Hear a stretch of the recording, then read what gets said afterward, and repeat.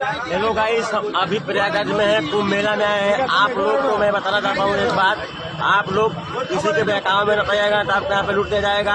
आप साधु बाबा से पूछिए या किसी दुकान वाले से पूछिए जो आपको सही बताएगा रास्ता। अगर आप लोग किसी के चक्कर में पड़ेंगे तो आप बर्बाद हो जाएंगे।